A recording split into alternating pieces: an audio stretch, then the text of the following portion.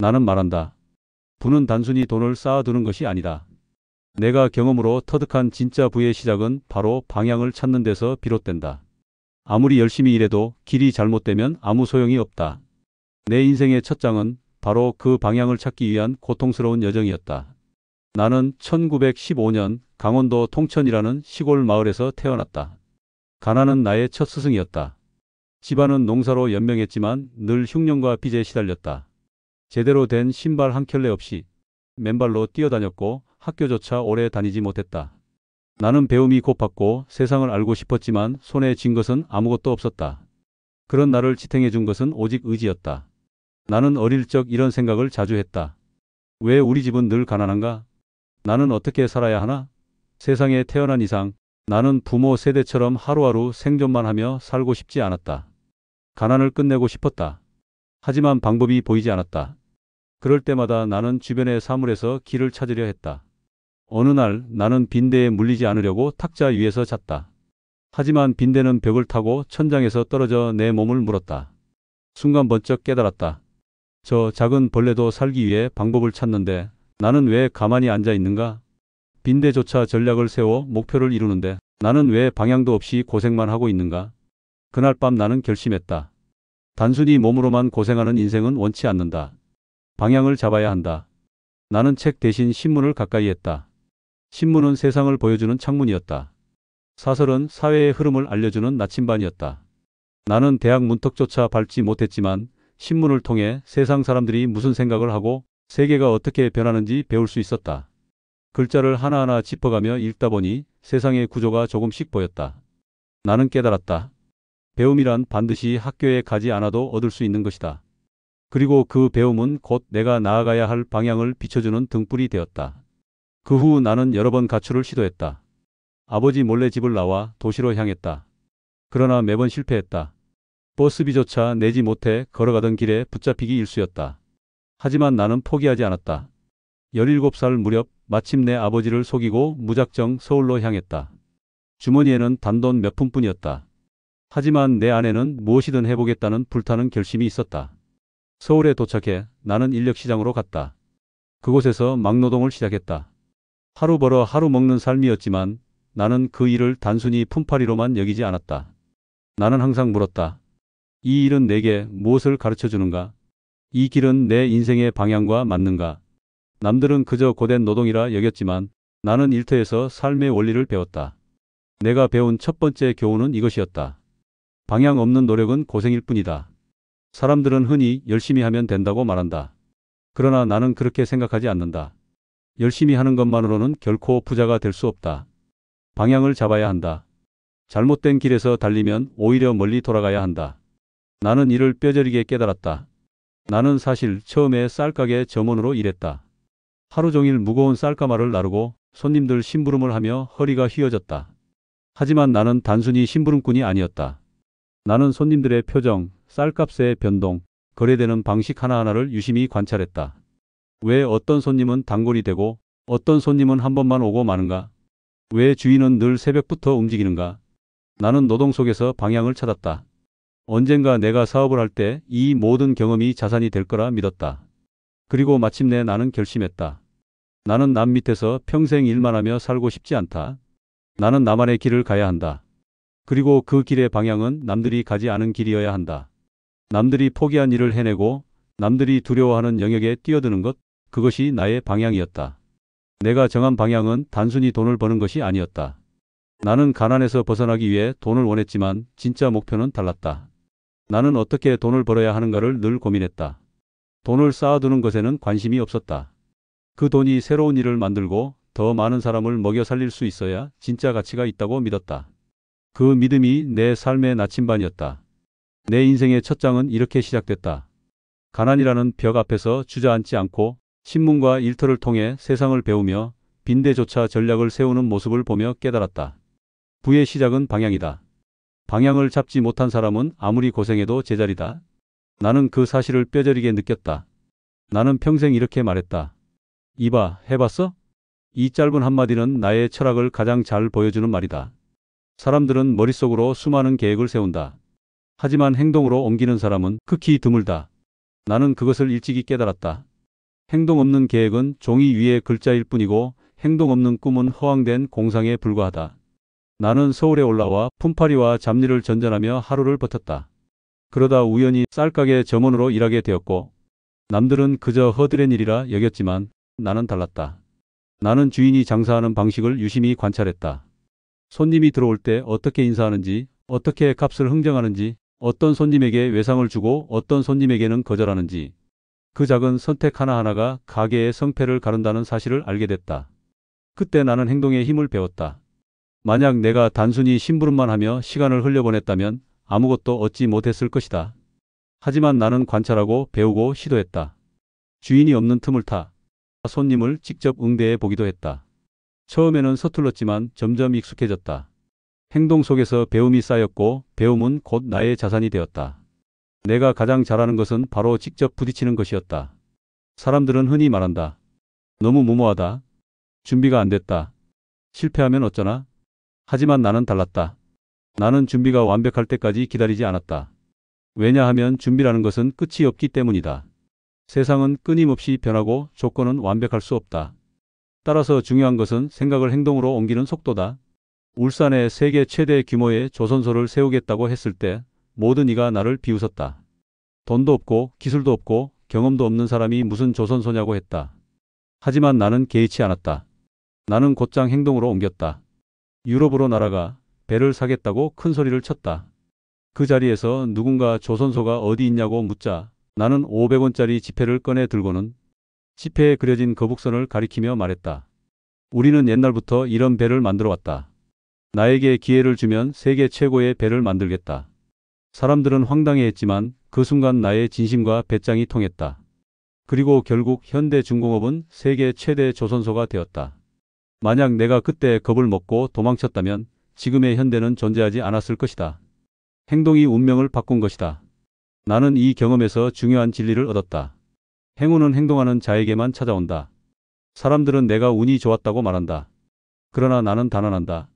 그것은 운이 아니라 행동의 결과였다. 나는 늘 발로 뛰었고 그 과정에서 기회가 찾아왔다. 세상은 앉아있는 자에게는 기회를 주지 않는다. 움직이는 자에게만 문을 열어준다. 나는 항상 나 자신에게 물었다. 정주영, 너 해봤어? 남들이 불가능하다고 말해도 나는 해보고 나서야 판단했다. 자동차 회사를 세울 때도 그랬다. 자동차를 만들어 본 적이 없으니 불가능하다고 했지만 나는 공장을 짓고 차를 만들기 시작했다. 처음엔 미숙했다. 하지만 결국 우리는 대한민국 최초의 고유 모델을 세상에 내놓았다. 나는 행동을 두려워하지 않았다. 오히려 실패를 두려워하지 않았다. 실패는 다시 시도할 기회를 주고 다시 일어날 이유를 준다. 행동은 실패를 낳을 수 있지만 아무것도 하지 않는 것은 실패조차 낳지 않는다. 나는 차라리 실패를 선택했다. 왜냐하면 실패를 통해서만 배울 수 있기 때문이다. 내가 현대건설을 세웠을 때도 마찬가지였다. 나는 수많은 공사 현장을 돌며 직접 삽을 들었다. 사장이라 해서 사무실에만 앉아있지 않았다. 나는 언제나 현장에 있었다. 그곳에서 흙냄새를 맡고 땀을 흘리며 일하는 사람들과 함께 호흡했다. 그것이 나의 방식이었다. 행동은 나를 사람들과 이어주었고 그 신뢰가 회사를 키우는 밑거름이 되었다. 나는 말한다. 행동 없는 분은 없다. 아무리 좋은 방향을 잡아도 행동이 따르지 않으면 그것은 환상에 불과하다. 나는 방향을 붙잡았고 행동으로 옮겼다. 그 결과가 바로 내가 세운 현대였다. 나는 평생 수많은 돈을 벌었고 누구보다 많은 사업을 일으켰다. 그러나 나는 단 한 번도 그것을 내 것이라고만 생각하지 않았다. 왜냐하면 책임이 없는 분은 오래가지 못한다는 사실을 알았기 때문이다. 어린 시절부터 가난을 뼈저리게 겪으며 돈의 소중함을 누구보다 빨리 깨달았다. 하지만 나는 단순히 돈을 쌓아두는 것에는 관심이 없었다. 돈은 나를 위해 쓰일 때보다 세상을 위해 쓰일 때 더 큰 의미가 있었다. 돈이란 책임을 동반할 때 진짜 가치가 된다. 내가 현대를 키우며 가장 자랑스럽게 여긴 것은 단순히 돈을 번 것이 아니었다. 나는 수많은 일자리를 만들었다. 굶주리던 청년들에게 일할 기회를 주었고 가난한 집안에서 배움이 끊긴 젊은이들에게 다시 희망을 안겨주었다. 현대는 단순한 기업이 아니라 수십만 명의 가정을 먹여 살리는 터전이었다. 나는 그것이야말로 진짜 부의 증거라고 믿었다. 사람들은 종종 나에게 물었다. 회장님, 어떻게 그토록 큰 모험을 하실 수 있었습니까? 나는 이렇게 대답했다. 내가 성공해야 수많은 사람들이 살 수 있으니까.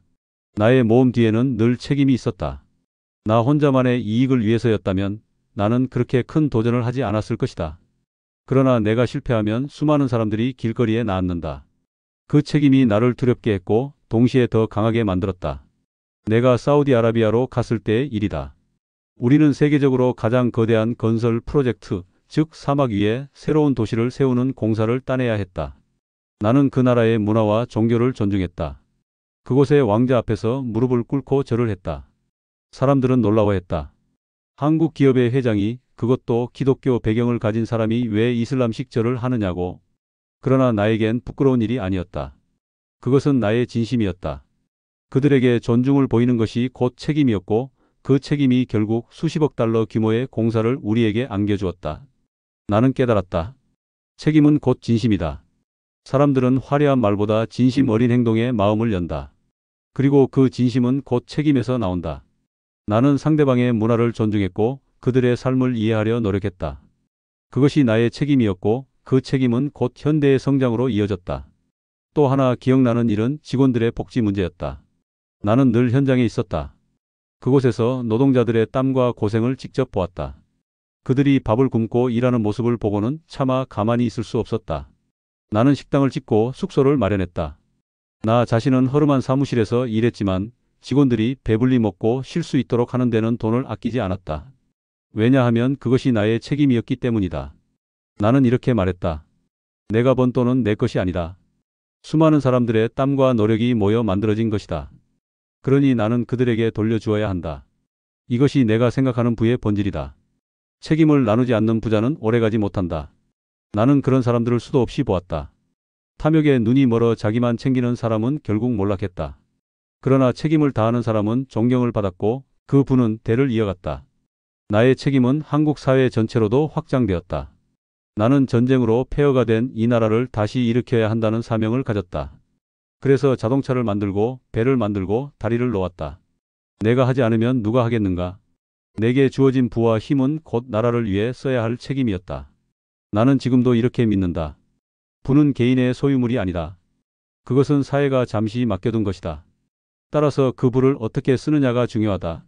나의 부가 나를 넘어 사회와 다음 세대까지 이어진다면 그것이야말로 진짜 부다. 나는 내 자식들에게도 이렇게 말했다. 재산은 너희 것이 아니다. 너희는 사회로부터 잠시 빌려 쓰는 것이다. 그러니 반드시 책임을 다해야 한다. 나는 부를 대물림하는 데 집착하지 않았다. 대신 책임감을 물려주고 싶었다. 그것이 진짜 유산이라고 믿었기 때문이다. 지금도 나는 단호히 말한다. 부의 기준은 돈의 크기가 아니다. 그것은 책임의 크기다. 책임 없는 부는 모래 위에 성처럼 쉽게 무너진다. 하지만 책임을 기초로 쌓은 부는 폭풍이 몰아쳐도 무너지지 않는다. 나는 이제 평생을 걸어 얻은 결론을 말하려 한다. 내가 경험한 부의 기준은 세 가지 단어로 요약된다. 방향, 행동, 책임. 이 세 가지가 어우러질 때 비로소 진짜 부가 완성된다. 나는 평생 수많은 사업을 일으켰고 크고 작은 성공과 실패를 경험했다.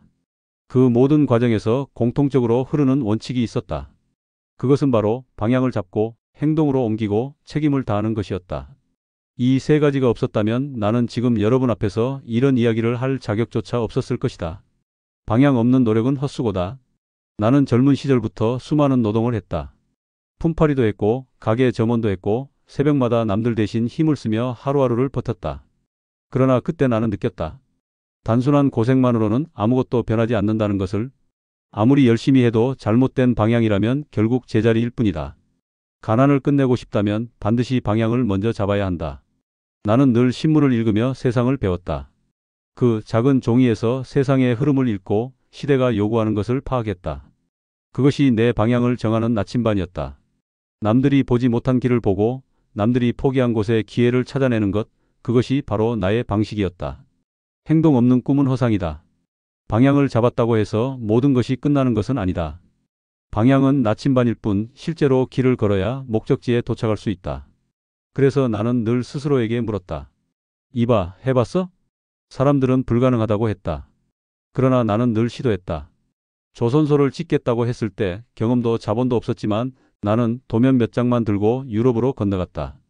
그 자리에서 배를 사주면 조선소를 지어주겠다고 말할 수 있었던 것은 내가 이미 마음속으로 수백 번, 수천 번 실행을 그려봤기 때문이다. 행동은 두려움을 이기는 힘이었고 나를 현실로 끌어내는 발걸음이었다. 나는 믿는다. 생각만 하는 사람은 절대 부자가 될 수 없다. 행동해야만 부가 만들어진다. 아무리 작은 시도라도 그것이 쌓이면 길이 된다. 나는 그 길을 걸었고 그 끝에서 현대라는 거대한 숲을 만들었다. 책임 없는 부는 오래가지 못한다. 그러나 방향과 행동만으로는 진짜 부를 완성할 수 없다. 부에는 반드시 책임이 따라야 한다. 책임 없는 부자는 탐욕스러울 뿐이다. 그들은 결국 무너진다. 나는 그것을 똑똑히 보았다. 나는 현대를 키우면서 수많은 일자리를 만들었다. 내 한 몸 잘 살자는 생각이었다면 그렇게 거대한 모험을 할 이유가 없었다.